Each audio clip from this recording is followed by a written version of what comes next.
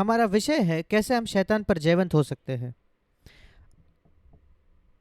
अगर आप बाइबल को शुरुआत से पढ़े तो अगर आप कंकॉर्डेंस में शब्दानुक्रमणिका में देखा तो आप पाओगे शैतान का जिक्र किया ही नहीं जाता ज़्यादातर बार पुराने नियम में।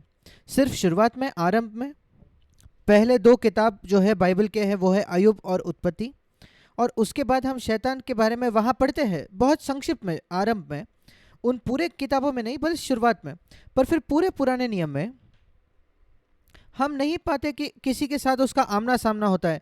थोड़ा उसका जिक्र किया गया है कि वो दाऊद को लुभाता है, और फिर और एक वर्णन है कि यहोशू और जकरिया पर वो दोष लगाता है, पर उसके अलावा व्यक्तिगत आमना सामना शैतान के साथ बिल्कुल शून्य था। अय्यूब की पुस्तक में भी नहीं। इकलौता व्यक्तिगत आमना सामना शैतान का एक मनुष्य के साथ वो है उत्पत्ति उसके 3 अध्याय में हवा के साथ, और उसके बाद कुछ नहीं। उसके बाद जब हम पढ़ते हैं वो है नए नियम में, जहां यीशु शैतान का सामना करता है आमने सामने। ऐसा क्यों? क्योंकि परमेश्वर कभी हमें अनुमति नहीं देता कि हमारे क्षमता से अधिक हमारी परीक्षा हो या हम प्रलोभित हो। और पुराने नियम के समय में जब शैतान हराया नहीं गया था, ये बहुत बुरा होता अगर मनुष्य को शैतान का सामना करना पड़ता था। इसलिए वो सिर्फ मनुष्य के शत्रुओं से लड़ते थे और परमेश्वर उनकी सहायता करता था। जब इस्राएली लोग उसके शत्रुओं से लड़ते थे तो कभी शैतान के साथ उनका आमना सामना नहीं हुआ। पर जब यीशु आया, वो आया था हमारे लिए एक मार्ग खोलने के लिए, ताकि हम पाप पर विजय पाए, शैतान पर विजय पाए, इस संसार पर विजय पाए, हमारे शरीर पर विजय पाए, सारी बातों पर। और इसलिए वो हमारा अग्रदूत है, अग्रगामी है, जो हमसे आगे गया है हमें यह दिखाने के लिए हम कैसे जिए जैसे परमेश्वर चाहता था कि मनुष्य जिए। कृपया इसे हर समय याद रखें। जब परमेश्वर ने आदम को बनाया, उसने अपने स्वरूप में उसको बनाया। कोई भी स्वर्गदूत, जो लाखों करोड़ों स्वर्गदूत है, वो परमेश्वर के स्वरूप में नहीं बनाए गए थे। कोई भी स्वर्गदूत परमेश्वर के स्वभाव का समभागी नहीं हो सकता। ये एक बहुत बड़ा सौभाग्य है जो परमेश्वर ने मनुष्य को दिया है, जब उसने मनुष्य को अपने ही स्वरूप में बनाया, ताकि मनुष्य उसके परमेश्वर के अपने स्वभाव का समभागी बन सके। मैं कभी कभी सोचता हूँ, क्या हम मसीह लोगों ने इस अद्भुत सौभाग्य को समझा भी है या नहीं? सोच कर देखिए, कल्पना कीजिए, परमेश्वर के स्वभाव का सहभागी होना। ये ऐसा होना है, ऐसा है बिल्कुल एक कीड़े को बताने जैसे कि वो कीड़ा एक मनुष्य स्वभाव का सहभागी होकर हम जैसे एक मनुष्य के समान संपर्क बात कर सकता है, यद्यपि वो कीड़ा बहुत छोटा है। ये बहुत ही अद्भुत है। जो कुत्ते हैं, जो पालतू होते हैं घर में, हम कभी कभी सोचते हैं काश वो हमारे स्वभाव के सहभागी हो, पर वे नहीं हो सकते, यद्यपि वो उनके स्वामी से प्रेम करते हैं। मैं नहीं सोचता मसीह लोग ये समझ गए हैं कितना अद्भुत आदर है और सौभाग्य की बात है कि हम परमेश्वर के ही स्वभाव के सहभागी हो सकते हैं। और इसलिए यीशु आया, इसलिए उसने पवित्र आत्मा को भेजा। और इस वजह से जब मसीह इस पृथ्वी पर आया, कई लोग सोचते हैं वो इस पृथ्वी पर आया सिर्फ संसार के पापों के लिए मरने के लिए। वो उसके सेवकाई का एक हिस्सा था, बहुत बड़ा हिस्सा था। वो था सारी चीज़ों को तैयार करना, पुरानी चीज़ों को निकाल फेंकना। पर उसके ऊपर वो कुछ बांधने भी वाला था, निर्माण करने वाला था। हमारे पापों को निकालना, वो तो सिर्फ सारा कूड़ा कचरा निकालने के समान है। एक बार आप कूड़ा कचरा निकाल देते हो एक जगह से, फिर आपको वहाँ बिल्डिंग को बनाना है। और ये कई लोग नहीं समझे हैं। कई मसीह जो इस संसार में जिनसे मैं मिला हूँ, वो सिर्फ इसी बात में उलझे हैं कि उनको कूड़ा कचरा साफ करना है। ज़्यादा कूड़ा आता है वो हर दिन साफ करते हैं, हर दिन वो कचरा जमा करते हैं और उसको यीशु को कहते हैं इसको साफ करो। पर क्या मसीह जीवन में बस इतना ही है? उससे बहुत अधिक है। और मैं आपको प्रोत्साहित करना चाहता हूँ आज कि आप आपके हृदय को खोलिए और उसको पाइए जो पवित्र आत्मा आपसे कहना चाहता है इस क्षेत्र में। और यीशु मसीह ने हमें एक उदाहरण दिया है। मेरे साथ निकाले मत्ती रचित सुसमाचार, हम पढ़ते हैं 3 अध्याय में 15 से 17 वचन कि यीशु मसीह का बपतिस्मा हुआ। मत्ती 3, 15 से 17। यीशु मसीह का बपतिस्मा हुआ यारदन नदी में।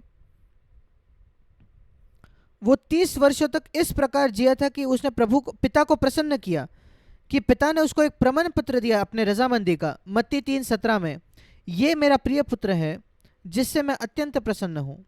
ठीक है, अब पवित्र आत्मा अब क्या करता है, इस प्रिय पुत्र को वो ले चलता है।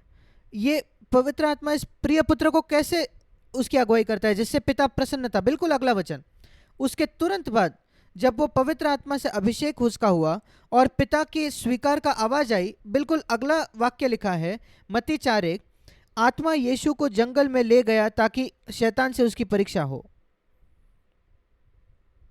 क्या परीक्षा में पढ़ना, प्रलोभित होना क्या ऐसी बात है जिससे हमें बचना है? क्या प्रलोभित होना एक ऐसी बात है जहां पवित्र आत्मा हमारी अगुवाई नहीं कर रहा? यहां बिल्कुल स्पष्टता से लिखा है, पवित्र आत्मा यीशु को जंगल में ले गया। कहां? उस जंगल में। किस लिए? ताकि एक ही उद्देश्य से, ताकि शैतान उसकी परीक्षा ले। क्यों यीशु मसीह की परीक्षा होनी चाहिए शैतान से? वो तो सबसे सर्वशक्तिमान परमेश्वर है, मनुष्य बनकर आया है, पर उसने परमेश्वर होने के सारे सौभाग्य छोड़ दिए थे। वो परमेश्वर होना रुक नहीं गया था। परमेश्वर कभी परमेश्वर होना रोक नहीं सकता। यीशु मसीह परमेश्वर स्वर्ग में था पूरे अनंत काल से। जब वो इस पृथ्वी पर एक बच्चा बनकर आया वो परमेश्वर था। जब वो जंगल में गया वो परमेश्वर ही था। पर उसने ये चुन लिया कि जो सौभाग्य है उसका वो इस्तेमाल नहीं करे, परमेश्वर होने के सौभाग्य का। एक मनुष्य एक करोड़पति हो सकता है और वो जाकर एक झुग्गी झोपड़ी में रह सकता है किसी गरीब देश में, और सबको वहां बता सकता है मैं आपको सिखाना चाहता हूं कि यहाँ कैसे रहते हो, आपके जैसे काम करते हुए, आपके जैसे जीते हुए, आपको यह दिखाने के लिए कैसे थोड़े से तनख्वाह के साथ आप एक साफ सुथरा जीवन जी सकते हो। और मैं वचन देता हूं, मैं अपने क्रेडिट कार्ड का इस्तेमाल नहीं करूंगा, डेबिट कार्ड का इस्तेमाल नहीं करूंगा, जहां मेरे पास करोड़ों है बैंक में। इस प्रकार यीशु आया, उसने उसका क्रेडिट कार्ड का इस्तेमाल नहीं किया। परमेश्वर होने के नाते वो एक मनुष्य बनकर जिया, सारी सीमाओं के साथ जो हमारी है, बिल्कुल हमारे तरफ परखा गया, नहीं तो वो हमारे लिए उदाहरण नहीं हो सकता। और इसलिए मसीह इस पृथ्वी पर आया ना केवल हमारे पापों के लिए मरने के लिए, वो तो सिर्फ जमीन को साफ करना हो गया, पर फिर हमें दिखाने के लिए कैसे परमेश्वर चाहता है कि मनुष्य जिए। और यही मसीह जगत इससे चूक गया है। पहला यूहन्ना 2:6 में बाइबल बताती है, जो कहता है कि मैं मसीह में बना रहता हूं उसे चाहिए कि वो वैसा ही चले जैसे यीशु चलता था। और मैं बताना चाहता हूं, मैं 46 वर्षों से इसका प्रचार कर रहा हूं। हर एक मसीह को यह सुनना है। क्या आप कहते हो आप एक मसीही हो? फिर आपको क्या करना है? आपको स्वर्ग की तैयारी करनी है? नहीं, यीशु के जैसे चलना है इस पृथ्वी पर।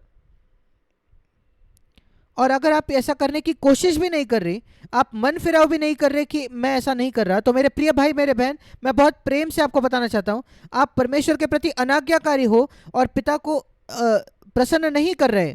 परमेश्वर नहीं चाहता कि आप हर समय हारे हुए जियो शैतान से, हर समय पाप से हारे हुए जियो। वास्तविकता में तो वो ये भी नहीं चाहता कि आप एक बार भी पाप से हारे हुए रहो। आप नहीं चाहते कि शैतान से एक बार भी पराभूत आप रहो, हारे हुए आप रहो। वो चाहते हैं शैतान के ऊपर आप हर समय जयवंत हो। मैं बहुत दुखी हूँ कि मेरे नए जन्म के बाद, मेरा 62 वर्ष पहले नया जन्म हुआ, जो लोगों ने मुझे सिखाया, मैं अच्छे संगति में था नए जन्म पाए हुए मसीहों के बीच में, पर उन्हें मुझे कभी नहीं सिखाया कि परमेश्वर चाहता है कि मैं एक जयवंत बनूं। उन्होंने कभी मुझे नहीं सिखाया जो प्रकाशित वाक्य 3:21 में लिखा है, जो जयवंत होगा वो सारी चीजों का उत्तराधिकारी बनेगा। जो जयवंत होता है जैसे मैं जयवंत हुआ, प्रकाशित वाक्य 3:21, वो मेरे सिंहासन पर बैठेगा मेरे साथ। और प्रकाशित वाक्य में जयवंत होने के विषय में कई बार लिखा है। परमेश्वर चाहता है कि हम जयवंत बने। और मैं आप में से हर एक को बताना चाहता हूं जो सुन रहा है, परमेश्वर चाहता है कि आप जो मसीह हो, अगर आपका नया जन्म नहीं हुआ है तो सबसे पहले अपने पापों से मन फिराइए और मसीह को अपना उद्धारकर्ता और प्रभु के तौर पर स्वीकार करें, और फिर कहे प्रभु मुझे पवित्र आत्मा से भर दे। यीशु मसीह पवित्र आत्मा से भर गया था और फिर उसने शैतान का सामना किया। आपको पवित्र आत्मा से भरने की जरूरत है, बहुत जरूरी है। अगर यीशु मसीह खुद की यह आवश्यकता थी तो आप और मैं कहाँ है? उसको कम मूल्यवान न जाने। हमारी आवश्यकता है कि हम हर दिन पवित्र आत्मा से भर जाए। मैं ये खोजता हूँ कि हर दिन मैं पवित्र आत्मा से भरूं, पर दुर्भाग्यपूर्ण जब मेरा नया जन्म हुआ मेरे पाप क्षमा हो गए, यीशु ने मुझे क्षमा किया था, पर मैं पवित्र आत्मा से भरा नहीं था कई सालों तक, जब तक कि मैं इतना थक गया था, हार गया था अपने हारे हुए जीवन से, कि मैं प्रभु को खोजने लगा। मैं निराश था, हारा हुआ था अपने विचारों में, गुस्से से, एक नया जन्म पाया हुआ मसीह के नाते, और मैं प्रचारक भी था। मैं इतना थक गया, मैंने कहा प्रभु मैं प्रचार करना छोड़ दूंगा क्योंकि मैं पाखंडी हूं, मैं जयवंत नहीं हूं। और जब मैं बिल्कुल निचले सतह पर गिर गया, असफलता की, प्रभु मुझसे मिला और उसने मुझे पवित्र आत्मा से भर दिया।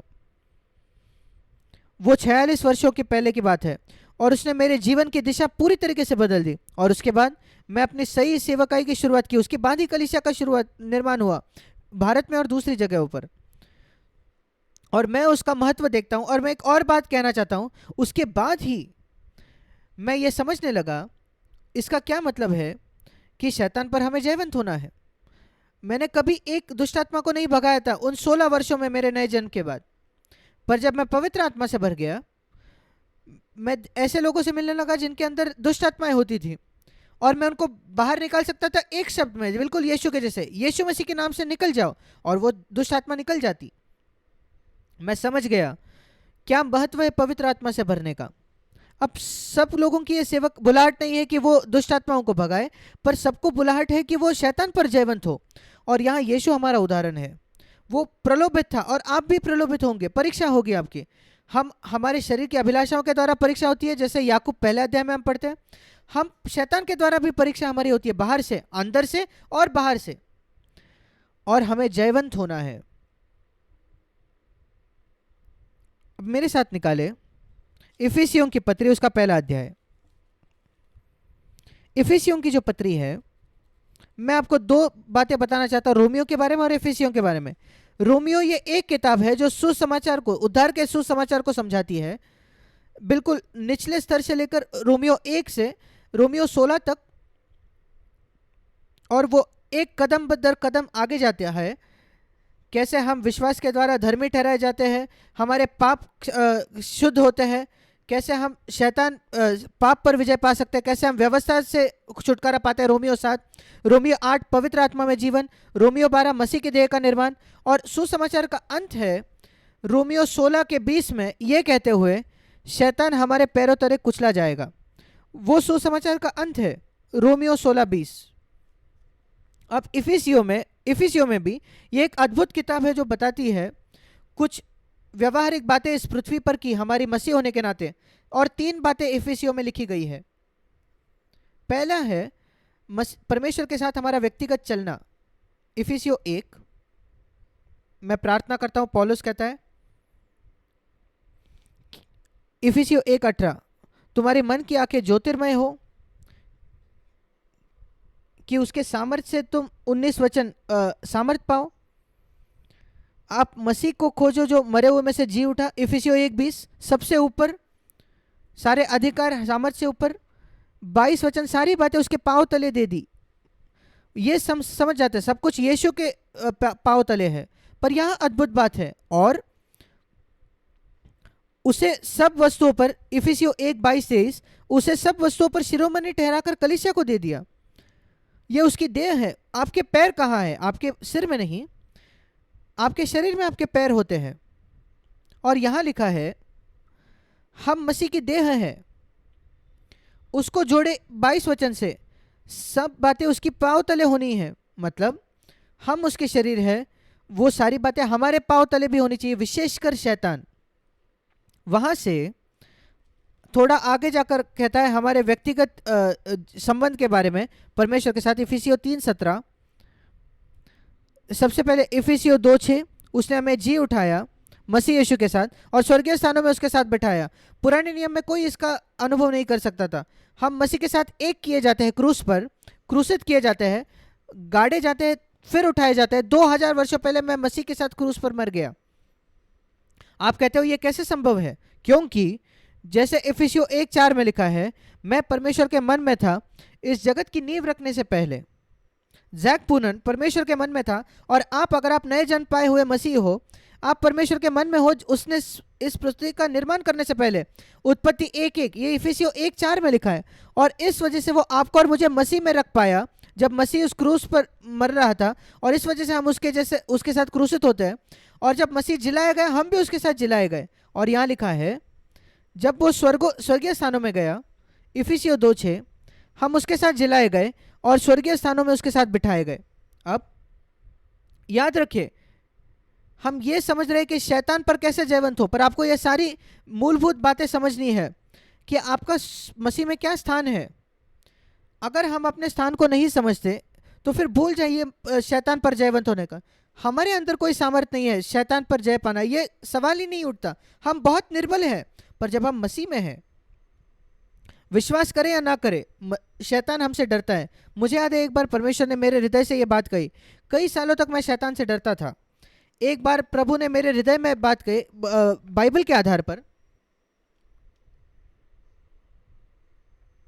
जैसे तुम शैतान से डरते थे, आज से शैतान तुमसे डरेगा। क्या ही अद्भुत है। मैंने कहा धन्यवाद प्रभु। इस वजह से नहीं कि मैं कौन हूं, मैं अभी भी मिट्टी का बनाया हुआ हूं, पर मसीह मुझ में आया है, उसने मुझे पवित्र आत्मा से भरा है, मुझे अपना बच्चा बनाया है, मुझे अधिकार दिया है, सारी बातें मेरे पांव तले रखी है, उसके पांव तले, और मैं उस शरीर का हिस्सा हूं। और वो चाहता है शैतान मेरे पैरों तले कुचला जाए, रोमियो 16:20। और इस वजह से मैं अपने आप को देखता हूं इफिसियों 2:6, मसीह के साथ स्वर्गीय स्थानों में बिठाया हुआ। और इस वजह से कुलुसियों में लिखा है, एक क्षण हम निकालेंगे कुलुसियों, फिर हम इफिसियों में आएंगे। कुलुसियों 3:1, अतः अगर तुम मसीह के साथ जिलाए गए हो, इंग्लिश में अगर लिखा है, हिंदी में अतः लिखा है, और ये सच है। इफिसियों 3:1 का मतलब है अगर तुम इस बात को पहचानते हो कि आप मसीह के साथ जिलाए गए हो, फिर स्वर्गीय वस्तुओं पृथ्वी की नहीं मगर स्वर्गीय वस्तुओं पर ध्यान लगाओ। दूसरा वचन, हमारा मन बहुत बहुत मुख्य हिस्सा है हमारे व्यक्तित्व का। और अगर आप एक जयवंत व्यक्ति होना चाहते हैं, पवित्र आत्मा को अनुमति दे कि वो आपके विचारों को नियंत्रित करे। इस वजह से हमें बहुत ज्यादा लड़ाई करनी पड़ती है अपने मनों में। पवित्र आत्मा से मांगे कि वो आपके विचारों को नियंत्रित करे, निश्चित करे कि किसी के विषय में अक्षमाशीलता नहीं है। शैतान आप पर सामर्थ पाएगा अगर आपने किसी को क्षमा नहीं किया है तो। हाँ, अपने मन को स्वर्गीय वस्तुओं पर लगाए, वैसे बने जैसे परमेश्वर है जो सबको क्षमा करता है। जैसे ही वो पीछे मुड़ जाते हैं, मन फिराते हैं, जैसे यीशु उस क्रूस पर था, जब लोगों ने मन नहीं फिराया, तब भी जिन लोगों ने उसको मारा उन्होंने मन नहीं फिराया था, यीशु ने कहा पिता उन्हें क्षमा कर।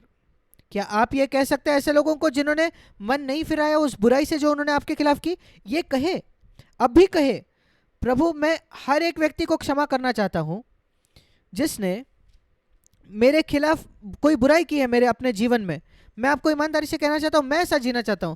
कई लोगों ने मेरे जीवन में बुराई की है, ज़्यादातर इसलिए क्योंकि मैं परमेश्वर का सेवक हूं और शैतान उनको उकसाता है कि वो मुझे तकलीफ दे, कई बुरी बातें करे। पर मैं परमेश्वर के सामने कहता हूं मैंने हर एक को क्षमा किया है। वो याददाश्त मेरे मन में रह जाती है, उससे मैं कोई चिंतित नहीं होता।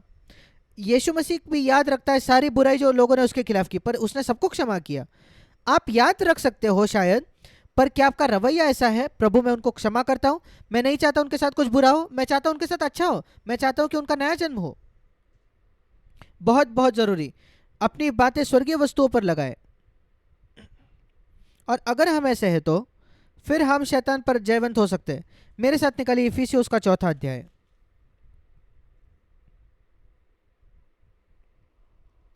उसके पहले दूसरे कुरिन्थियों में मैं एक वचन दिखाना चाहता हूं, दूसरा अध्याय। मैं आपको क्षमा के बारे में बता रहा था, इसको ध्यान से सुने। हम शैतान पर जयवंत होने के विषय में बात कर रहे हैं और सबको क्षमा करने के महत्व के विषय में। दूसरा कुरिन्थियों 2 अध्याय 10वां वचन, अगर आप किसी को क्षमा करते हो, किसी ने उस कलीसिया में कोई तकलीफ दी थी, मैं भी क्षमा करता हूं। दूसरा कुरिन्थियों 2 अध्याय 10वां वचन, और जो कुछ मैंने क्षमा किया, यदि किया हो तो तुम्हारे कारण मैंने किया, मसीह की जगह में होकर। इसका मतलब मैं मूर्ख नहीं बना रहा जब मैं कह रहा हूं किसी को क्षमा किया, मसीह की उपस्थिति में मैं कहता हूं मैंने उस व्यक्ति को क्षमा किया है। और वो कहता है अगर आप ये नहीं करते हो तो, ध्यान से सुनिए, अगर आप ये नहीं करते तो 11वां वचन, शैतान का हम पर दाव चलेगा, वो हमारा फायदा उठाएगा। क्षमा करो ताकि शैतान तुम पर फायदा ना उठा सके, क्योंकि वहां लिखा है हम उसकी युक्तियों से अनजान नहीं। उसकी युक्तियां क्या है?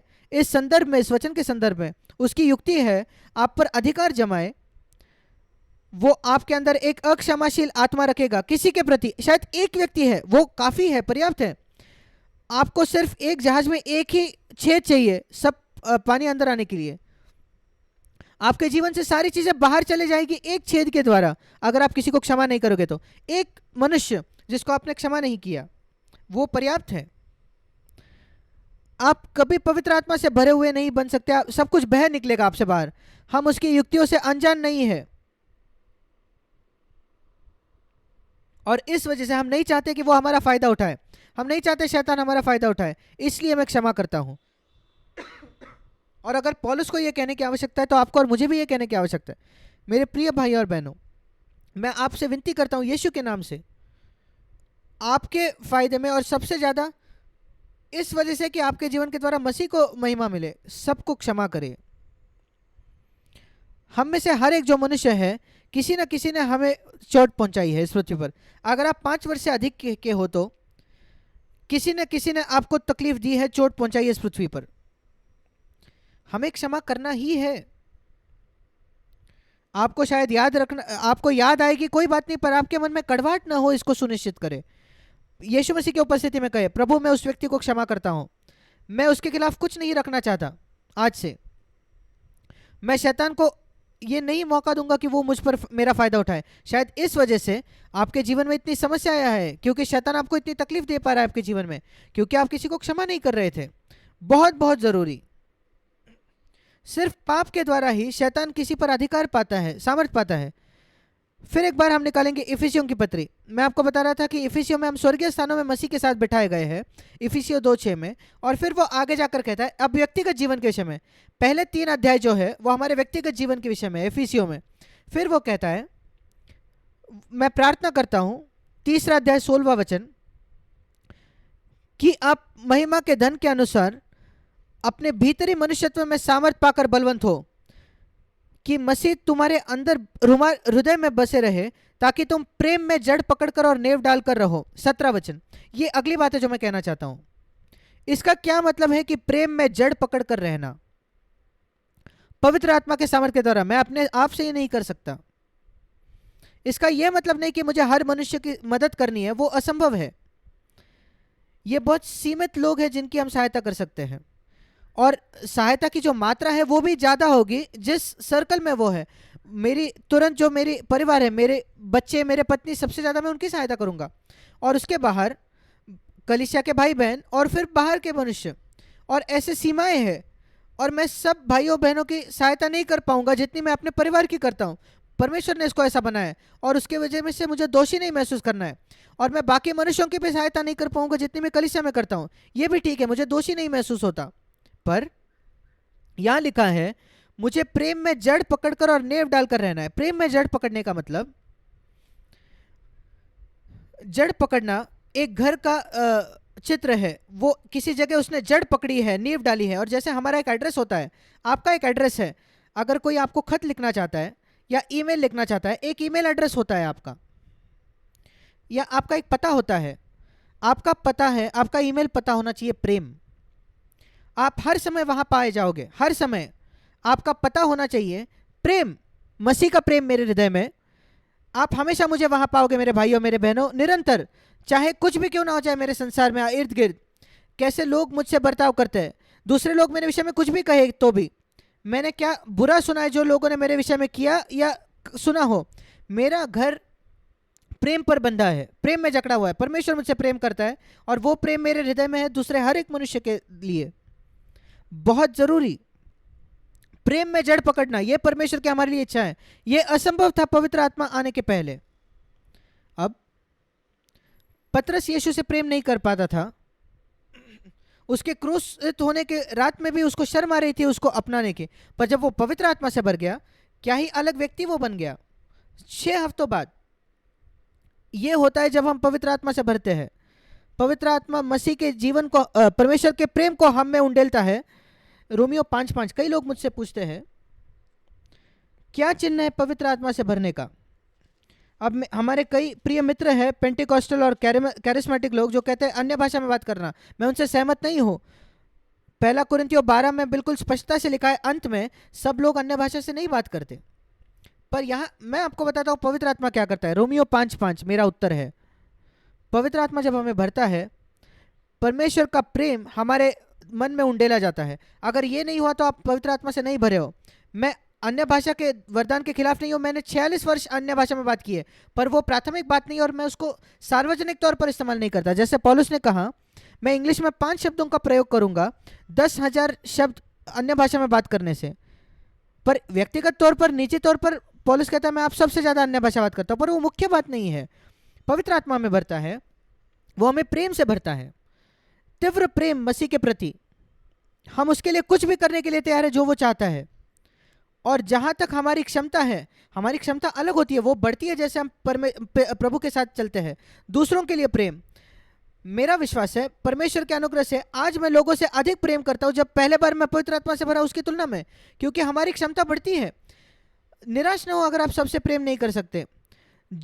लोग, परमेश्वर जो छोटी सीमा में आपको देता है उनसे प्रेम रखे और वहां ना रुके, उसको बढ़ने दे, उसको बढ़ने दे, आपकी क्षमता को बढ़ने दे। जैसे आप चाहते हो एक बच्चा बढ़े, परमेश्वर चाहता है कि आप बढ़े प्रेम में।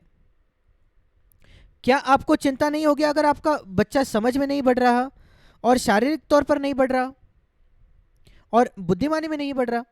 बिल्कुल वैसे ही परमेश्वर चाहता है कि आप बढ़े प्रेम में। रोमियो 5:5, परमेश्वर का प्रेम हमारे मन में उंडेला जाता है और उस पर हमें ध्यान देना है। ये 2 बातें याद रखें जो मैंने आपको बताई। सबको क्षमा करना बहुत बहुत जरूरी, और परमेश्वर को कहना कि वो सबके लिए प्रेम से हमारे हृदयों को भर दे, अलग अलग मात्रा में, जिस सीमा में हम लोगों को जानते हैं उसमें। इसलिए ये है हमारा व्यक्तिगत जीवन। उसके बाद जो अगली बात इफिसियों में लिखी है वो है हमारा पारिवारिक जीवन, और वो है इफिसियों 5 में 22 वचन। इफिसियों 5:22 से लेकर इफिसियों 6 उसके 9वें वचन तक। परिवार में उन दिनों पति पत्नी होते थे, बच्चे माता पिता होते थे, और उन दिन में सेवक भी होते थे। जैसे आज कई घरों में सेवक होते हैं, कई देशों में, भारत में भी सेवक होते हैं। और इसलिए वो पूरा परिवार था और वहां हमें मसीह को प्रकट करना है। सबसे पहले हमने देखा इफिसियों 1-3 हमारा व्यक्तिगत जीवन, और फिर हमारा परिवार का जीवन। पवित्र आत्मा हमें भरता है ताकि हम अपने परिवार के जीवन का निर्माण कर सके। अब मैं ये क्यों कह रहा हूं, मैं आपको एक क्षण में बताऊंगा, क्योंकि इस सारे वर्णन के अंत में, अच्छा मैं बाद में उसके पास आऊंगा, हमारा व्यक्तिगत जीवन, हमारा पारिवारिक जीवन, पति पत्नी, कैसे आपको एक दूसरे से संबंध रखना है। इफिसियों 5:22, पत्नी अपने पति के अधीन हो जाओ। 25 वचन, पतियों अपने पत्नी से प्रेम करो जैसे मसीह ने कलीसिया से प्रेम किया। 6 अध्याय, माता पिता अपने बच्चों को प्रभु की शिक्षा में बढ़ाइए, और अगर आप स्वामी हैं तो अपने गुलाम दास से अच्छे से पेश आए, उनको धमकी ना दे। 9वां वचन, 6 अध्याय 9 वचन। और दूसरी बात इफिसियों में जो लिखी है वो है कलीसिया का निर्माण करना। 3 बातें। हमारा व्यक्तिगत जीवन, वो हमने देखा पहले 3 अध्याय में। हमारा पारिवारिक जीवन इफिसियों 5 और इफिसियों 6 की शुरुआत में, और मसीह की देह इफिसियों 4 में, और 4 और 5 में। इफिसियों 4:16 में वो कहता है अंतिम भाग में, वो कैसे देह अपने आप को प्रेम में उन्नति करती है। उसने 11वां वचन, कुछ को प्रेरित नियुक्त किए, भविष्यवक्ता नियुक्त किए, सुसमाचार सुनाने वाले। 12 वचन, ताकि पवित्र लोग सिद्ध हो जाए और मसीह के देह उन्नति पाए। और इफिसियों में 6 अध्याय तक 3 बातें लिखी गई। हमारा व्यक्तिगत जीवन पवित्र आत्मा से भरते हुए, दूसरी बात हमारा पारिवारिक जीवन, और तीसरी बात कलीसिया का, मसीह की देह का निर्माण करना, प्रेरित सुसमाचार देने वाले शिक्षक, और हर एक जो जोड़ है वो अपना काम करता है। इफिसियों 4:16 में हम पढ़ते हैं, जिससे सारी देह हर एक जोड़ की सहायता से एक साथ मिलकर संगठित होती है। एक जोड़ मतलब आपका एक और भाई के साथ जो संबंध है, एक और विश्वासी के साथ जो संबंध है, आपके पत्नी के साथ, आपके पति के साथ संबंध, आपके बच्चों के साथ, आपके बाकी विश्वासियों के साथ, वो जो जोड़े होते हैं वहां जीवन होना चाहिए। इस प्रकार शरीर का निर्माण होता है। और जो सबसे निर्बल भाई या बहन है कलीसिया में, उनका एक भूमिका है। अब जब इन बातों पर जोर दे दिया गया है, फिर वो कहता है क्यों, मैं आपको बताता हूं क्यों। क्योंकि हमारा युद्ध जो है वो शैतान के खिलाफ है। और इसी प्रकार इफिसियों 6 का अंत होता है। इफिसियों 6:10, इसलिए प्रभु में और उसकी शक्ति के प्रभाव में बलवंत बनो। इफिसियों 6:10, परमेश्वर के सारे हथियार बांध लो कि तुम शैतान की युक्तियों के सामने खड़े रह सको। अब आप देख रहे हो कि कैसे मैंने इस प्रकार को बांधा है इसको। हमारी नींव है कि परमेश्वर हमसे सिद्धता से प्रेम करता है। पहली मंजिल हमारा व्यक्तिगत जीवन परमेश्वर के साथ, सारे पाप से शुद्ध होकर पवित्र आत्मा से भरने की कोशिश करना। और दूसरी मंजिल हमारा पारिवारिक जीवन। तीसरी मंजिल हम कलीसिया का निर्माण करते हैं। उसके बाद हम शैतान के खिलाफ खड़े हो सकते हैं। आखिरकार जो उद्देश्य है परमेश्वर का कि शैतान के खिलाफ हम जयवंत होते हैं हमारे व्यक्तिगत जीवन में, पारिवारिक जीवन में और कलीसिया के जीवन में। तीनों क्षेत्रों में, 3 क्षेत्र जो इफिसियों पहले से 1 से 5 में लिखे हैं, ये सारी चीज़ें ले जाती है कि शैतान के खिलाफ हम सारे हथियार बांधकर खड़े होते हैं परमेश्वर के। और सब कुछ करने के बाद इफिसियों 6:13 उस बुरे दिन पर सामना करना और खड़े होना, सिर खड़ा होना। और हमें निश्चित होना है, परमेश्वर चाहता है कि आप शैतान पर जयवंत हो, और उसके लिए आपको आपके व्यक्तिगत जीवन में सतर्क होना है, आपके पारिवारिक जीवन में सावधान होना है, और कलीसिया में आपके रिश्ते।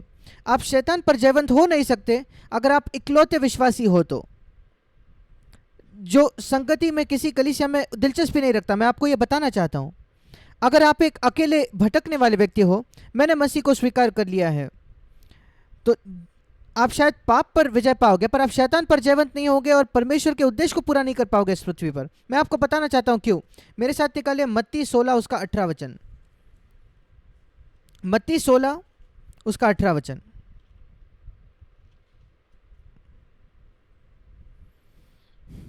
ये पहली बार है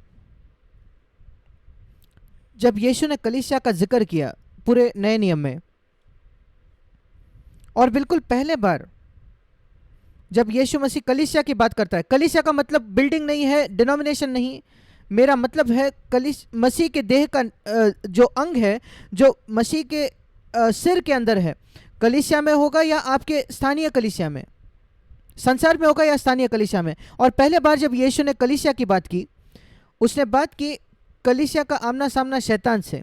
क्या यह अद्भुत नहीं है? उसने कलीसिया का बात नहीं की प्रचार करने के विषय में, सुसमाचार, वो बाद में मत्ती 28 में। पहले बार जो उसने कहा वो ये था, कलीसिया जो मैं निर्माण करता हूँ वो शैतान पर जयवंत होगी। और जब वो कहता है अधोलोक के फाटक, और ये आत्मिक अंधकार के जो सामर्थ्य उसके विषय में है, और कलीसिया अधोलोक के फाटकों पर हमला करेगी। कई लोग सोचते हैं मत्ती 16:18 के विषय में शैतान कलीसिया पर हमला कर रहा है और शैतान पकड़ कर बैठा है उस गढ़ के अंदर। प्रभु मेरी सहायता कर। एक गीत भी है कि गढ़ को बचाए रखो जब मैं आ रहा हूँ, और हम उस गढ़ के अंदर हैं और सब लोग, शैतान हम पर हमला कर रहा है, हम डरे हुए हैं, प्रभु हमें छुड़ा। नहीं, ये चित्र नहीं है, वो एक झूठा चित्र है कलीसिया का। ध्यान से पढ़िए। कई हमारी समस्या है क्योंकि हम बाइबल को सावधानी से नहीं पढ़ते। एक कलीसिया गढ़ के अंदर बंद नहीं है कि प्रभु हमें बचा, ऐसे वो बुला नहीं रही है, और प्रभु कह रहा है कि बचा, संभाल के रहो क्योंकि शैतान हम पर हमला कर रहा है। नहीं, मैं इसको दोहराता हूँ क्योंकि हमारी ज़रूरत है कि हम इसको समझें। कई लोगों ने यह समझा है शैतान मुझ पर हमला कर रहा है और मैं बचे रहने की कोशिश कर रहा हूँ। नहीं, हमें उस पर हमला करना है। देखिए क्या लिखा है, अधोलोक के जो फाटक है, नरक के फाटक, क्या फाटक आकर आप पर आक्रमण कर सकते हैं? पुराने नियम में जो एक शहर होता था, वो दुर्ग से एक बंद किया जाता था और वहाँ फाटक होते थे। फाटक के पास कोई सामर्थ्य नहीं है हमला करने का।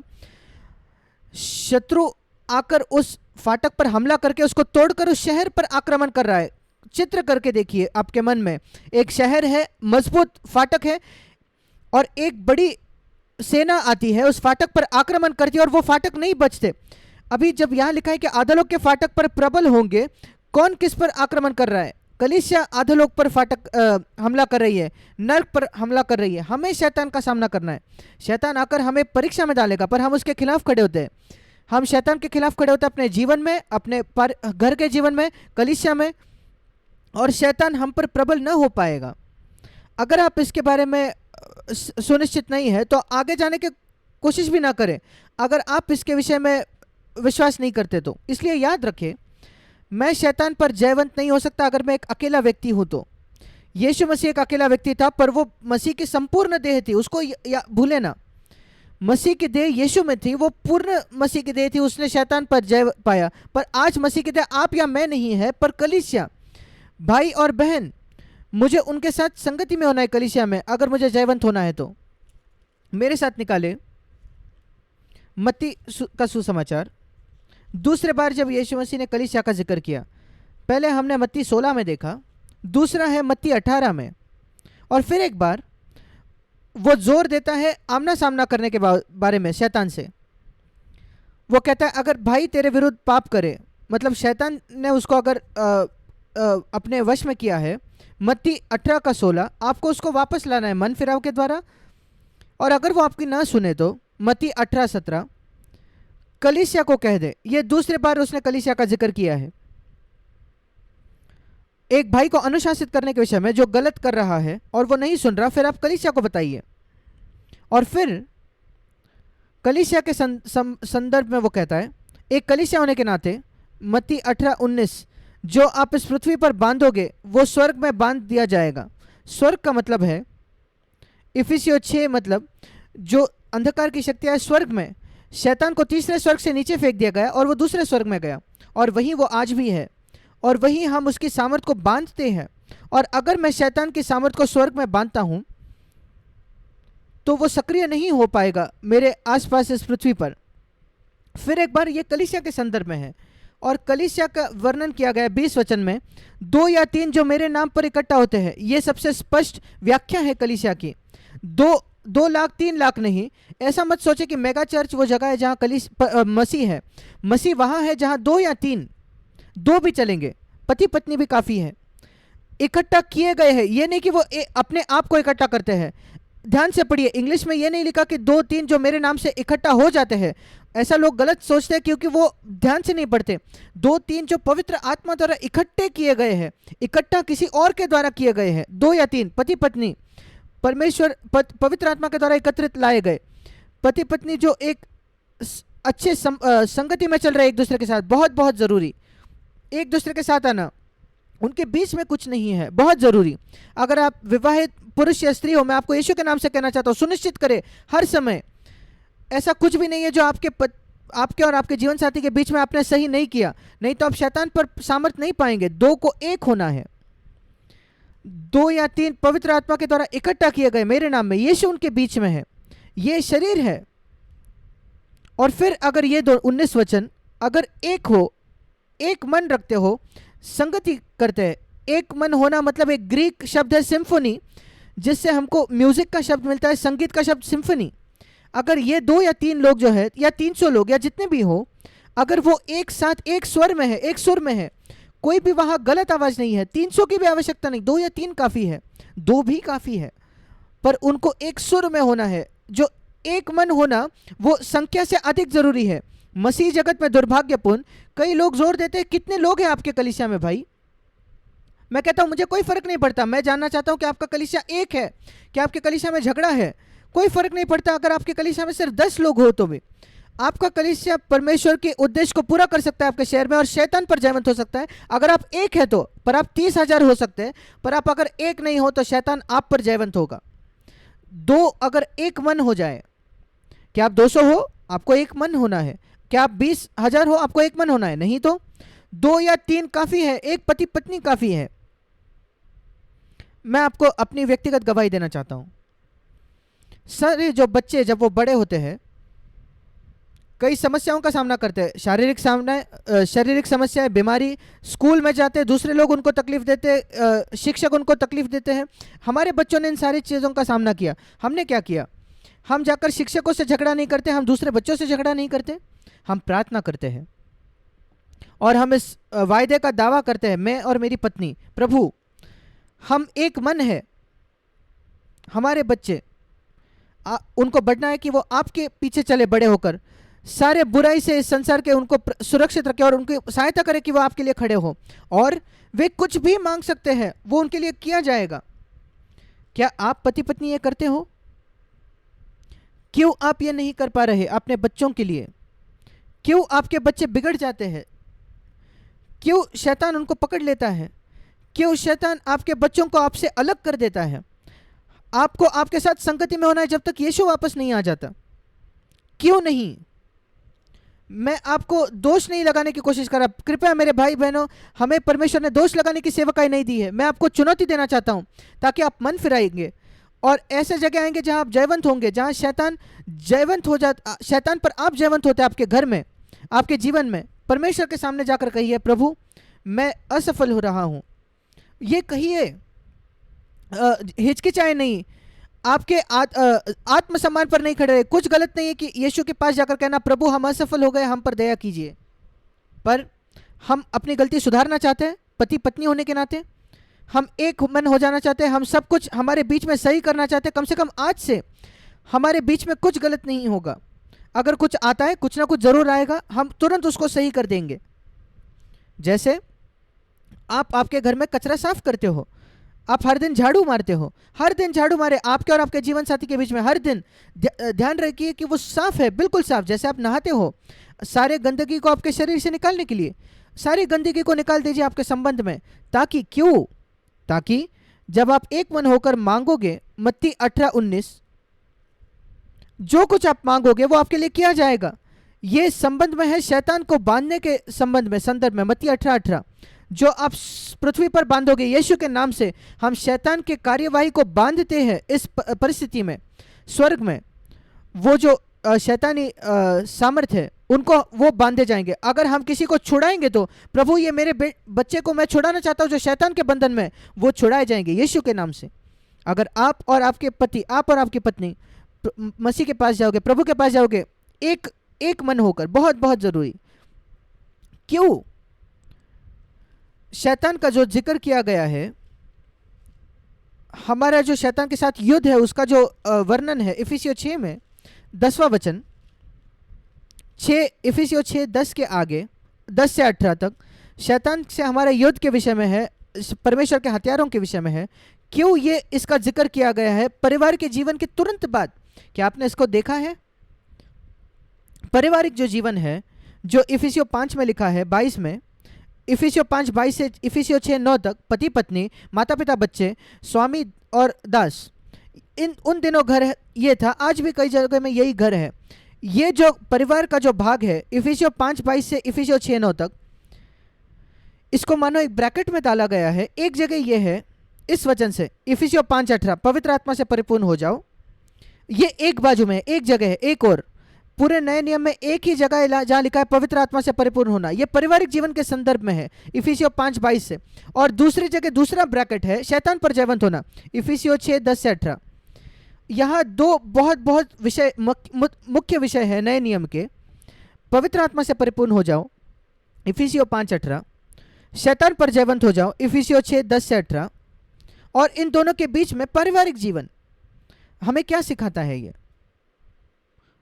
अगर आप पवित्र आत्मा से भरे हो तो सबसे महत्वपूर्ण क्षेत्र जो जहां वो प्रकट होगा वो आपका पारिवारिक जीवन। आप अपने पति पत्नी से कैसा रिश्ता रखते हो, कैसे आप अपने बच्चों को बड़ा करते हो, आपके दासों से कैसे आप व्यवहार करते हो घर पे। और ये क्षेत्र, पारिवारिक जीवन, ये वही क्षेत्र होगा जिस पर शैतान सबसे ज्यादा हमला करेगा। और इस वजह से शैतान पर जयवंत होना इसके तुरंत बाद लिखा गया है। और इसलिए बहुत बहुत जरूरी है पारिवारिक जीवन। मैं बहुत दुख के साथ मुझे कहना पड़ता है, कई कलीसियाओं में पारिवारिक जीवन पर कोई जोर नहीं दिया जाता। हमारे पास इतने पास्टर्स हैं पाश्चात्य देशों में जो डिवोर्स ले लेते, तलाक करते हैं, उनका परिवार टूट गए हैं, फिर एक बार विवाह करते हैं। कितना अभागा ये बात है। क्या आप सोच रहे हो शैतान कैसे हंस रहा है मसीह जगत पर? इनके बीच में परमेश्वर चाहता है कि एक शुद्ध गवाही खड़ी हो। मसीह जगत तो पीछे फिसल गया है, वो बेबीलोन जैसा बन गया है, पर यहाँ वहाँ पूरे संसार में परमेश्वर अपने नाम के लिए एक शुद्ध गवाही को खड़ा कर रहा है। और परमेश्वर चाहता है आप मेरे भाई मेरे बहन उस गवाही का आप हिस्सा बनो। प्रार्थना करें कि एक शुद्ध गवाही मसीह के लिए आपके घर में, आपके शहर में परमेश्वर उसको खड़ा करे, आपके गांव में, आपके कस्बे में, जहां आपके पास ईश्वरीय पुरुष स्त्री है, ईश्वरीय परिवार है और एक ईश्वरीय कलीसिया। यद्यपि 3 या 4 या 10 लोग हो तो भी चलेगा, पर जिसके पास शैतान पर सामर्थ है। और आगे बढ़ते हुए मैं बताना चाहता हूं एक बात जो प्रभु ने मुझे बताई कई वर्षों पहले जब मैं पवित्र आत्मा से भर गया था शैतान के संदर्भ में, वो ये है इफिसियों 6:12। बहुत जरूरी वचन। इसने मेरे आंखें खुल गई कई सालों पहले और मैंने उस पर चलने की कोशिश की है। इफिसियों 6:12, हम शैतान पर जयवंत होने के विषय में, हमारा ये मल युद्ध लहू और मांस से नहीं है। मनुष्यों के खिलाफ नहीं है, पर प्रधानों से और अधिकारियों से, जो बुरी संसार के अंधकार के हाकिम है, और दुष्टता की आत्मिक सेनाओं से जो आकाश में दूसरे स्वर्ग में है, जहां शैतान को नीचे फेंका गया है। इसलिए जो प्रभु ने मुझे उस वचन से कहा, और कृपया इसको आप सब गंभीरता से ले, प्रभु ने मुझे कहा इफिसियों 6:12 के अनुसार अपने जीवन में कभी भी आपको मनुष्यों से नहीं लड़ना है, क्योंकि अगर आप ये करोगे तो आपके पास शैतान के खिलाफ कोई सामर्थ नहीं होगा। और मैंने उस दिन निर्णय किया, कई सालों पहले, मैं इसको कई सालों से कर रहा हूं। कई लोगों ने मुझसे कोशिश की झगड़ने की, पर मैं उनसे नहीं लड़ता। लोग आकर मुझसे वाद करना चाहते हैं बाइबल के सिद्धांतों के विषय में, जिनके लिए मैं खड़ा होता हूं, और मैं कहता हूं मेरे प्रिय भाई, अगर आप चाहते हो, समझना चाहते हो कि मैं क्या सिखाता हूं, मैं कितना भी समय लेने के लिए कोशिश तैयार हूं, 2-3 घंटे भी आपको समझाने के लिए। पर अगर आप वाद करना चाहते हो मेरे साथ, तो मैं आपके साथ वाद नहीं करूंगा। हम किसी और विषय में बात करेंगे जिससे हम सहमत है, जिस पर, ठीक है। पर मैं ऐसा कुछ आपके साथ चर्चा नहीं करूंगा ताकि आपके साथ मैं झगड़ा करूं। डॉक्ट्रिन के विषय में भी, सिद्धांत भी, मैं सिद्धांतों के लिए खड़ा होता हूं। मैं 46 वर्षों के लिए खड़ा हूं, जिन सिद्धांतों के लिए मैं विश्वास करता हूं, और मैंने बहुत उसके लिए हमला महसूस किया है। लोग ऐसे थियोलॉजिकल मेरे साथ झगड़ा करते, लोग मुझसे घृणा करते, वो मुझे शैतान करते, वो मुझे कोर्ट ले गए, पर मैं उन सारी बातों से डरता नहीं। मेरा विश्वास है कि प्रभु मेरे साथ खड़ा है, जैसे वो आज तक मेरे साथ खड़ा रहा है, एक या दो बातों की वजह से। एक, मेरा परमानेंट एड्रेस जो है वो है प्रेम, मेरा पता प्रेम है, मैं किसी से घृणा नहीं करता। मैं हमेशा मेरा संबंध मेरे जीवन साथी से सही रखूंगा। मैं तुरंत पाप को अंगीकार करूंगा परमेश्वर के सामने, जैसे ही वो मेरे मन में आता है। मैं तुरंत माफी मांगूंगा किसी को भी अगर मैंने गलती से चोट पहुंचाई हो तो, और मैं तुरंत किसी को क्षमा करूंगा किसी ने अगर मुझे चोट पहुंचाई है तो। और मैं मनुष्यों से झगड़ा नहीं करूंगा। अगर किसी ने मेरा पैसा चुराया, कोई बात नहीं, मैं उससे नहीं झगड़ा करूंगा, आप जो चाहे वो करो। मैं मनुष्यों से नहीं झगड़ने वाला किसी सिद्धांत के लिए या किसी भी बात के लिए, क्योंकि प्रभु कहता है अगर आप लहू मांस से मलयुद्ध करोगे तो, इफिसियों 6:12, तो आपके पास शैतान पर कोई सामर्थ नहीं होगा। और मैं कहता हूं प्रभु, मैं चाहता हूं कि मैं शैतान पर सामर्थ पाऊं अपने जीवन में। लोग मेरा फायदा उठाए, शारीरिक तौर पर ठीक है, आर्थिक तौर पर ठीक है, मैं मूर्ख नहीं होना चाहता, मैं स्थिर हूं।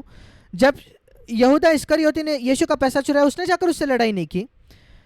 शैतान यहूदा इस्करियोती में था, पर यीशु मसीह ने उससे नहीं लड़ाई की। उसने लड़ाई करने से इनकार किया, और मैं यीशु के पीछे चलता हूं, और मैं किसी से नहीं लड़ूंगा लहू और मांस से। ये निश्चय कर लीजिए अपने जीवन में मेरे भाई मेरे बहन। मैं आपको बताता हूं, आपका जीवन बदल जाएगा, आपको शैतान पर अधिकार प्राप्त होगा, किसी को दिखाने के लिए नहीं। ये इच्छा ना रखे कि हाँ अब मैं दुष्ट आत्माओं को निकाल सकता हूँ। नहीं नहीं नहीं नहीं, क्यों हम दुष्ट आत्माओं को निकालते हैं? ये बहुत, जिसके मैं बहुत ही दुखी हूँ ये देखकर, मसीह जगत में वो वीडियो निकालते हैं जो दुष्ट आत्माएं निकाले जाते हैं उनका। ये कितनी बुरा पाप है। क्या आप सोच सकते हैं कि यीशु मसीह किसी को वीडियो निकालने देगा कि कोई दुष्ट आत्मा निकाली जाती? ये बहुत ही बुरी बात है। यूट्यूब पर यह किया जा रहा है। मैं अपने जीवन में कभी नहीं करूंगा, और मैंने आज तक कभी नहीं किया, किसी को अनुमति नहीं दी एक वीडियो लेने की कि मैं दुष्ट आत्मा निकाल रहा हूं। क्योंकि मैं आपको बताता हूं क्यों। कल्पना कीजिए, वो जो दुष्ट आत्मा ग्रस्त व्यक्ति था आपका बेटा या आपकी बेटी होती, तो क्या आप चाहते कि हर समय एक रिकॉर्ड हो इसका, आपका बेटा आपका बेटी दुष्ट आत्मा से भरकर कैसा काम कर रहा है? नहीं, हम लोगों से प्रेम करते हैं और हम नहीं चाहते कि उसका कोई वीडियो हो, कोई रिकॉर्ड हो, और वो दुष्ट आत्मा से भरा हुआ था। नहीं, हम नहीं चाहते उसका कोई रिकॉर्ड हो, और इस वजह से मैं कभी अनुमति नहीं दूंगा। मैं बहुत दुखी हूं कि मसीह लोग अनुमति देते हैं कि दुष्ट आत्माएं निकालने का वीडियो निकाला जाए। कितने बुरा है। देखिए कितने ये लोग नहीं जानते परमेश्वर के मार्गों को। ये जो वीडियो निकालता है ये सिर्फ मनुष्य को आदर लाता है। ये बहुत ही बुरा पाप है। ये जब कभी मनुष्य को आदर मिलता है तो हमारा मकसद है मसीह को महिमा देना। हमें बहुत सावधान होना है। शैतान पर हमारा जो जयवंत होना है ये हमारे गुप्त जीवन में, आत्मिक जगत में है। दूसरों को देखने की आवश्यकता नहीं। पर अगर मैं प्रभु के साथ चलूंगा, मेरा विश्वास है अगर आप प्रभु के साथ चलोगे तो आप शैतान पर जयवंत होंगे और आप एक जयवंत व्यक्ति बनेंगे और आप कलीसिया का निर्माण कर पाएंगे आपके जगह। कृपया इसको याद रखें, यह प्रभु की इच्छा है कि आप जयवंत होते हैं। मैं आपको कुछ और बातें बताना चाहता हूँ। जब कभी आप शैतान से लड़ते हैं, एक शारीरिक युद्ध में भी कोई भी देश ये चाहेगा कि सामने वाले की कमज़ोर बातें क्या है ताकि मैं वहाँ हमला कर सकता हूँ। सारे देश जो है वो जासूस भेजते हैं दूसरे देश में कि इसके कमज़ोर जगह क्या है, और देखेंगे, आइए हम देखेंगे कैसे शैतान पर हम जयवंत हो सकते हैं, उसके क्या गुण है, ताकि हम जान सकते हैं कैसे हम उस पर जयवंत हो सकते हैं। आपको ये निश्चित करना है कि वो गुण आपके अंदर नहीं है, आपके जीवन में नहीं है। मेरे पास समय नहीं है सब कुछ दिखाने के लिए, पर कुछ बातें हैं जो मसीह ने कही यूहन्ना उसके 8वें अध्याय में। शैतान पर जयवंत होना, यूहन्ना 8 उसका 44 वचन। शैतान, उसने कहा इन लोगों को, तुम अपने पिता शैतान से हो और तुम अपने पिता की लालसाओं को पूरा करना चाहते हो। ये फरीसियों से बात कर रहा था यीशु। वो तो आरंभ से हत्यारा है, वो दूसरों को चोट पहुंचाना चाहता था। जो कोई दूसरों को चोट पहुंचाना चाहते हैं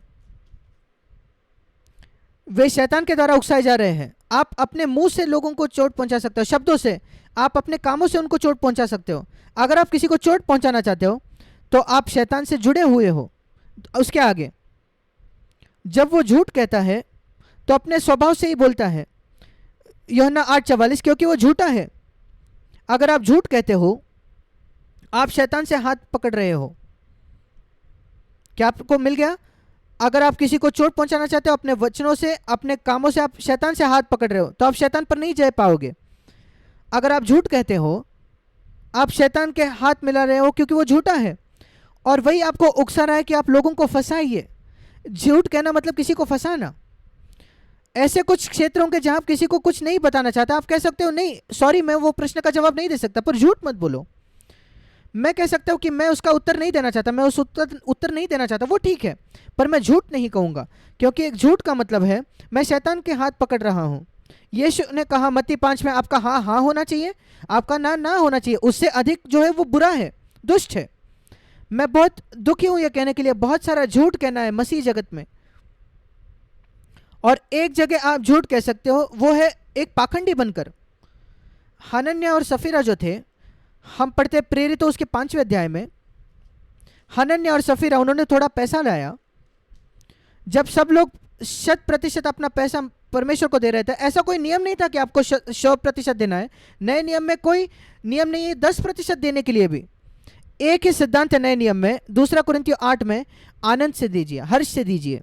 2 कुरिन्थियों 8 और 9 अध्याय देने के विषय में सिखाता है, आनंद से दीजिए। और हनन्याह ने कुछ पैसा लाया अपना प्रॉपर्टी बेचकर, जायदाद बेचकर, पर उसने ये नाटक किया, दिखावा किया कि वो सब कुछ दे रहा है। वो एक झूठ था। उसने एक शब्द भी नहीं कहा, पर पतरस ने उसको कहा, क्यों शैतान ने तुम्हारे हृदय में भर दिया ताकि तुम एक झूठ कहो। प्रेरितों 5:3 में इसने कैसे झूठ कहा? अपने कामों से। उसने कभी मुंह नहीं खोला था।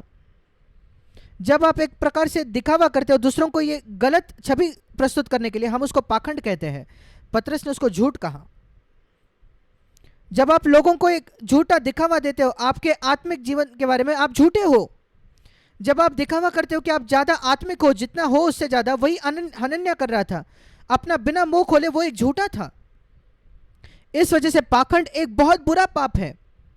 और मैं आपको बताना चाहता हूं, आप में से हर एक को, अगर आप जानते हो आप पाखंडी हो, तो आप शैतान पर सामर्थ नहीं पाओगे कि आप झूठे हो।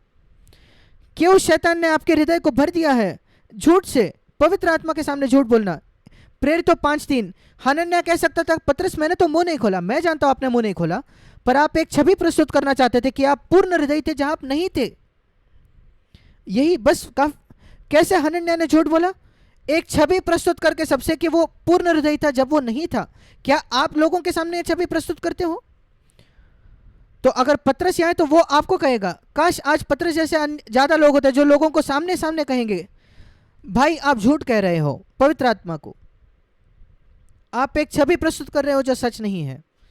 हम यहाँ दूसरों का न्याय करने के लिए नहीं है कि अगर आप पतरस जैसे नबी हो तो ठीक है, पर हमें अपने आप का न्याय करना है। प्रभु मुझे दिखा क्या मेरे जीवन में कोई झूठ कहना है, मैं उससे छुटकारा पाना चाहता हूँ, फिर हम शैतान पर जयवंत होंगे, क्योंकि वो उसका स्वभाव है। दूसरी बात जो हम शैतान के विषय में देखते हैं, मेरे पास समय नहीं दिखाने के लिए, यहेजकेल 28 और यशायाह 14 में वो घमंडी था, वो ऊंचा ऊंचा जाना चाहता था। वो पहले ही स्वर्गदूतों का मुखिया था, पर वो उससे भी अपने आप को बड़ा करना चाहता था, ऊंचा जाना चाहता था। परमेश्वर ने उसको नीचे ढकेला। जब कभी आप लोगों के ऊपर अपने आप को चढ़ाना चाहते हो तो आपके अंदर शैतान की आत्मा है। जब कभी आप दिखावा करते हो कि आप ज़्यादा आत्मिक हो, आप पाखंडी हो, जब आप लोगों के ऊपर दूसरों को उठाना चाहते हो, वैसे ही जो सबसे बड़ा स्वर्गदूत था वो शैतान बन गया। आपको ये समझना है क्या कमज़ोर बातें हैं आपके शत्रु में, आपके जीवन में इसको ना आने। जैसे आप सामने वाले सेना में देखना चाहते हैं, शैतान में क्या है उस, ताकि मुझे वो नहीं चाहिए। झूठ कहना, घमंड, किसी भी प्रकार का घमंड। आप बाइबल जानते हो इसका घमंड, आप प्रचार करते हो इसका घमंड, आप दुष्ट आत्माएं निकालते हो इसका घमंड, आपने कलीसिया बांधी इसका घमंड, आपका एक अच्छा पारिवारिक जीवन है ये घमंड, आपके बच्चे अच्छे बढ़ रहे हैं ये घमंड। ऐसी कोई भी मूर्ख बात जहां आप परमेश्वर को महिमा नहीं देते और अपने आप को श्रेय लेते हो, घमंड। आप शैतान के साथ मिल गए हो। अपने आप को ऊंचा उठाना बहुत जरूरी, इससे दूर रहना। अपने सुंदरता को सराहना, अपने आप को सराहना कि मेरी क्या क्षमताएं हैं, बहुत सतर्क रहिए। ये तरीके हैं, शैतान आपको चुराता है उस पर अधिकार जो आपको हो सकता है उससे। एक और बात, प्रकाशित वाक्य 12वां अध्याय, शैतान को यहां कहा गया है भाइयों पर दोष लगाने वाला। प्रकाशित वाक्य 12:10, हम भाइयों पर दोष लगाने वाले को नीचे फेंक दिया गया है, जो उन पर दिन रात दोष लगाता है। और जो पूर्ण हृदय जो विश्वासी थे उन्होंने शैतान पर जयवंत हुए मेमने के लहू के कारण और अपने गए के वचन के कारण, और अपने प्राणों को उन्होंने प्रिय न जाना, मृत्यु से ली, अपने खुद ही के जीवन को उन्होंने मार दिया। वैसे शैतान पर वो जयवंत हुए। दूसरा गुण मैंने आपको बताया, वो झूठा है, वो खूनी है, हमेशा दूसरों को चोट पहुंचाना चाहता है, और वो घमंडी था, अपने आप को ऊंचा करना चाहता था। उसी के साथ वो भाइयों पर दोष लगाने वाला है। एक दोष लगाने वाले का मतलब यहां लिखा है वो परमेश्वर के सामने दोष लगाता है। मैं कल्पना नहीं कर सकता शैतान परमेश्वर को झूठ कहेगा। जब वो आपको दोष लगाता है परमेश्वर के सामने, वो सच कह रहा है, परमेश्वर ये जो आपका बच्चा है ये इस प्रकार बर्ताव कर रहा है। वो झूठ नहीं कह रहा, आपने वैसा बर्ताव किया था। शैतान परमेश्वर के सामने झूठ नहीं कहेगा। शायद वो आपको मुझको झूठ कह सकता है, पर वो हिम्मत नहीं करेगा परमेश्वर को झूठ कहना। जब शैतान दोष लगाता है आपको शैतान परमेश्वर के सामने, तो वो सच कह रहा है। और जब आप किसी और विश्वासी पर दोष लगाते हैं, आप शायद सच कह रहे हैं, पर आप शैतान के साथ मिले हुए हाथ पकड़ रहे हो शैतान का। जब कभी आप किसी पर दोष लगाते हो किसी और के सामने, आप शैतान के साथ हाथ पकड़ रहे हो। इसका यह मतलब नहीं, आप किसी भाई को देखते हो गलत करते हुए, आपको यह नहीं करना कि आप जाकर दोष लगाओ। वो है गॉसिप, निंदा करना, वो है शैतान के साथ हाथ पकड़ना। फिर आपके पास कोई शैतान पर सामर्थ नहीं होगी।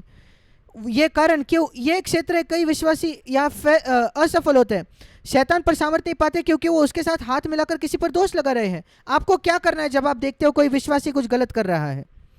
आप मत्ती 18 में पढ़ो, जाकर उसको बताओ। मत्ती 18 उसका 14 वचन से आगे जाकर उसको बताओ। अगर वो नहीं सुनता, किसी और भाई को लेकर जाइए, कलीसिया को जाकर बताइए, दूसरे शब्दों में प्राचीनों को बताइए, अगुओं को बताइए, पर जाकर निंदा ना करे उसके पीछे, पीठ के पीछे। क्या आपको चिंता रखनी है कोई विश्वासी गलत कर रहा है या भटक रहा है? हाँ, अगर आप देखते हैं कोई विश्वासी की कोई गलत आदत है, दारू पीना, सिगरेट पीना, उसके विषय में निंदा ना करे, जाकर अगुवाओं को बताइए और जाकर कहिए उनकी सहायता करें। अगर आप खुद नहीं सहायता कर सकते, पर दोष न लगाइए, नहीं तो आप शैतान की ओर सामर्थ खो दोगे। हमें कुछ ना कुछ करना है। अगर आप अपने भाई से प्रेम करते हो तो उससे सहायता करनी है, उससे सहायता करना, उसकी निंदा करना नहीं, दोष लगाना नहीं, नहीं, उससे सामने सामने बात करना, या उसके अगुओं से बात करना, या उसके माता पिता से बात करना। अगर वो जवान लड़का है तो दुष्ट बात करना नहीं, या बुरा सोचना नहीं। मसीह ने जाकर आकर किसी से दोष नहीं लगाया। याद रखिए, जिस स्त्री को व्यभिचार में पकड़ा गया था, फरीसियों से जिससे दोष लगाया जा रहा था, और यीशु ने कहा जो जिसके पास पाप नहीं किया वो पहला पत्थर फेंके, वो सब चले गए, कौन रह गया? वो स्त्री बच गई। और यीशु ने कहा मैं तुझ पर दोष नहीं लगाता। हम उससे क्या सीखते हैं? यूहन्ना 8 में, ध्यान से सुनिए, एक विधिवादी जो दोष लगाने वाला जो रवैया है वो व्यभिचार से भी बुरा है। क्या आपको वो मिला? फरीसी उस स्त्री के पास आए, एक विधिवादी, एक दोष लगाने वाला रवैया लेकर। हाँ, उसने जो किया वो गलत था, पर उनका आत्मा उससे भी ज्यादा गलत था। विधिवादी होकर शैतान से हाथ पकड़कर उस पर दोष लगाना, उनको उसमें रुचि रखनी थी, उसको बचाने में, उसको छुड़ाने में, उस पर दोष लगाने नहीं। और आखिरकार यीशु बच जाता है, यीशु रह जाता है उस स्त्री के साथ, और उसको क्षमा मिली। फरीसियों को क्षमा नहीं मिली। वे विधिवादी थे और वे दोष लगाने की आत्मा रखते थे, उनको निकाल दिया गया। उस स्त्री के पास वो क्षमा प्राप्त हुई। हम उससे क्या सीखते हैं? मैं फिर एक बार दोहराना चाहता हूँ, एक विधिवादी और दोष लगाने का आत्मा वो व्यभिचार से भी बुरा है। और अगले बार आपके पास विधिवादी कोई रवैया है किसी के विषय में, या आप किसी पर दोष लगाते हैं, याद रखिए आप व्यभिचार से भी बुरा कुछ कर रहे हैं, व्यभिचार से भी वो बुरा है। याद रखिए यूहन्ना 8। अगर आप इन बातों को गंभीरता से लें, मैंने बहुत आज मजबूती से बात की है कुछ बातों के विषय में, क्योंकि मैं आपसे प्रेम करता हूं मेरे भाइयों बहनों। यद्यपि मैं आपको नहीं जानता, मैं चाहता हूं कि आप जयवंत हो आपके जीवन में, आपके व्यक्तिगत जीवन में, आपके पारिवारिक जीवन में, और एक ऐसा कलीसिया का निर्माण करें जो शैतान पर जयवंत होती है। मैंने उसको इस प्रकार देखा है, प्रभु, कोई भी कलीसिया जो झगड़े हो रही है, लड़ाई हो रही है, वो कलीसिया नहीं जिसका आप निर्माण करते हैं। जिस कलीसिया का आप निर्माण कर रहे हो वो शैतान पर जयवंत होगी। आपने बिल्कुल स्पष्टता से ये कहा मत्ती 16:18 में, मत्ती 16:18 में। मैं आपके साथ एक सहकर्मी होना चाहता हूँ एक ऐसे कलीसिया में जो शैतान पर जयवंत होती है। मैं लोगों की सहायता करना चाहता हूँ कि वे जयवंत हो शैतान पर, अपने व्यक्तिगत जीवन में, उनके पारिवारिक जीवन में, उनके कलीसिया के जीवन में। मैं अपने जीवन बिताना चाहता हूँ इस संसार में यही करते हुए। ये एक ही अच्छा तरीका है अपने जीवन को बिताने का, और मैं अंत तक बने रहना चाहता हूँ जब तक प्रभु आता है। अंत तक एक जयवंत होकर अपने जीवन में, अपने व्यक्तिगत जीवन में, और दूसरों पर प्रोत्साहित करना जयवंत होने में, और ऐसे कलीसियाओं का निर्माण करना जो शैतान पर जयवंत होते हैं। और मेरे प्रिय भाई और बहनों, ऐसे कई लाखों और लाखों लोग हैं जो शैतान का सेवा कर रहे हैं। ऐसे आप एक व्यक्ति बने जो प्रभु यीशु की पूरे हृदय से सेवा करते हैं। आने वाले दिनों में कहिए, प्रभु मैं जयवंत होना चाहता हूँ, जैसे आप शैतान पर जयवंत हुए मैं भी जयवंत होना चाहता हूँ। अपने आप को कलीसिया का एक शरीर का हिस्सा देखे, और परमेश्वर ने उस शरीर के पैरों पाँव तले शैतान को रखा है। हमने देखा इफिसियों 1:22-23 में सारी बातों को मसीह के पाँव तले रखा है, और हम वो शरीर है, और पाँव जो है शरीर के अंदर होते हैं। और रोमियो 16:20 कहता है, शांति का परमेश्वर शैतान को आपके पाँव तले कुचलेगा। और शैतान पाप से न डरे। ये सारी बातों को कहने में मैं नहीं डरता। शैतान मुझसे गुस्सा है, मैं चाहता हूँ कि वो मुझसे क्रोधित हो। अगर शैतान मुझसे खुश है तो मुझे शर्म आएगी। एक ऐसा समय था मेरे जीवन में जहाँ शैतान मुझसे खुश था, जब मैं लोगों पर दोष लगाता था, मैं पाखंडी था, शैतान मुझसे बहुत खुश था। पर अब नहीं, मैं कभी नहीं चाहता शैतान मुझसे खुश हो। मैं प्रार्थना करता हूँ कि वो मुझसे क्रोधित हो, क्योंकि मैं उसके खिलाफ रहता हूँ, मैं उससे लड़ता हूँ, वो मुझे नहीं छू सकता।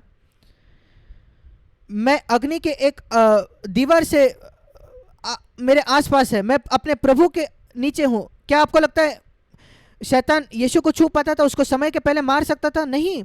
हम डरते हैं कि शैतान हमें मारेगा। मैं आपको सांत्वन देना चाहता हूँ, लूका रचित सुसमाचार उसका 4था अध्याय। डर एक बहुत बड़ा हथियार है जिससे शैतान लोगों को जकड़ता है। लूका 4, यीशु मसीह प्रचार कर रहा था आराधनालय में नासरत में, और उसके खत्म करने के पहले लोग उससे इतना क्रोधित हो गए।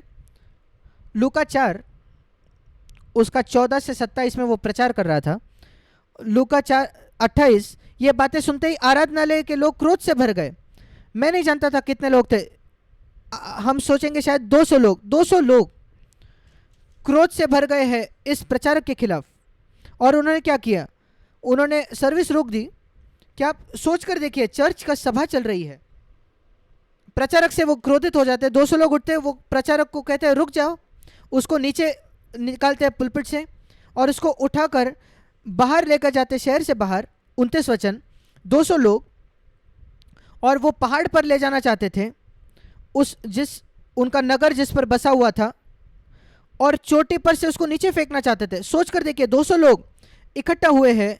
यीशु ने अपनी सेवकाई बस शुरू ही की थी, उसने अभी तक पापों के लिए नहीं मरा वो लोगों संसार के, और वो उसको मारने वाले हैं। क्या उसको मार सकते थे? 200 लोग कि उसके खिलाफ थे। क्या आप डरते हैं अगर 200 लोग आपके खिलाफ आएंगे तो? आपको पकड़कर आपको चोटी से नीचे फेंकना चाहते हैं तो? देखिए क्या लिखा है, परंतु वो उनके बीच में से 30 वचन निकल कर चले गया। यह कैसे संभव है, कैसा हुआ?